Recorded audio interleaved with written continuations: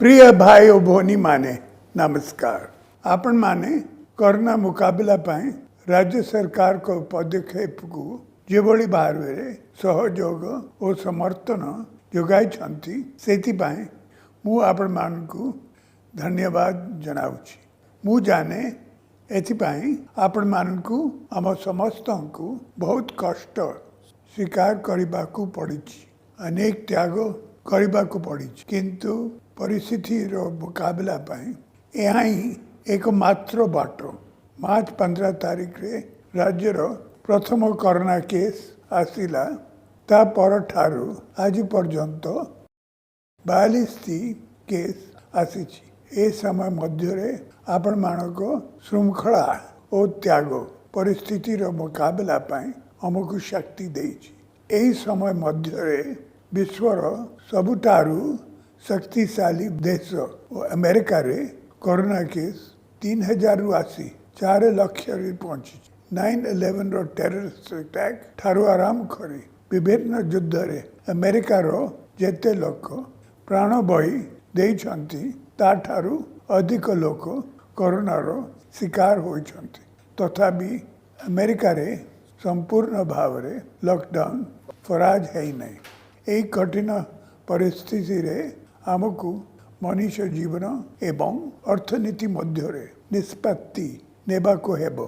एई कठिन परिस्थिति रे राज्य कैबिनेट आज मनुष्य जीवन को अधिक गुरुत्व दे आवश्यक निष्पत्ति नेछि। परिस्थिति को दृष्टि रे रखी आमे लॉकडाउन समय सीमा को अप्रैल 30 पर्यंत वृद्धि करने को निष्पत्ति करिछु। राज्य कैबिनेट मध्य अप्रैल 30 पर्यंत लॉकडाउन समय वृद्धि करने केंद्र सरकार को सुपारिश करिछि। सेहीपरि अप्रैल 30 पर्यंत ट्रेन एवं एयर सर्विस बंद रखा आमे केंद्र सरकार को अनुरोध करिछु। ओडिशा बाहर विभिन्न राज्य रे रही जाइथिबा आमर श्रमिक भाई भौनी मान को जत्न नेबा से सबु राज्य सरकार को अनुरोध करिछु। ओडिशा सरकार मध्य ओडिशा रे रही जाइथिबा अन्य राज्यर श्रमिक बंधु मानकर जत्न नेउचंती। एही लॉकडाउन समय रे कृषि कार्य जारी रहिबो।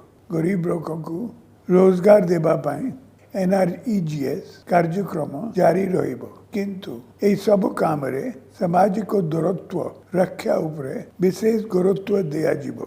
लोकों को खाद्य निरापत्ता आम पाई गुरुत्वपूर्ण।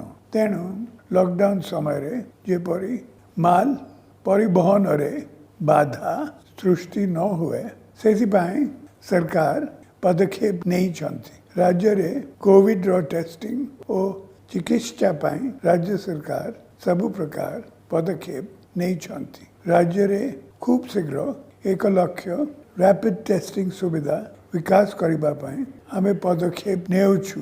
जो डॉक्टर माने मोर अनुरोध रक्षा करी टेलीमेडिसिन सेवा जोगाई देबा पाई आगे आसुछंती से मान को मु धन्यवाद जनाउछि। मु घोषणा करूछि राज्यर सबु स्कूल कॉलेज जून 17 तारीख पर्यंत बंद रहिबो। कोरोना गत 1 शताब्दी मध्य मानव सभ्यतार सबुठारू बड़ शत्रु भाव देखा दीची। जीवन यात्रा आगो भई रही नहीं। आमे समस्ते या बुझिबा दरकार एवं साहसर सह मिलित भाव यार मुकाबला पाई काम करबा दरकार। महाप्रभु को आशीर्वाद एवं हम समस्त त्याग ही ए कठिन परिस्थिति आम समस्त शीघ्र मुक्कड़ाई पारिबो। जय जगन्नाथ।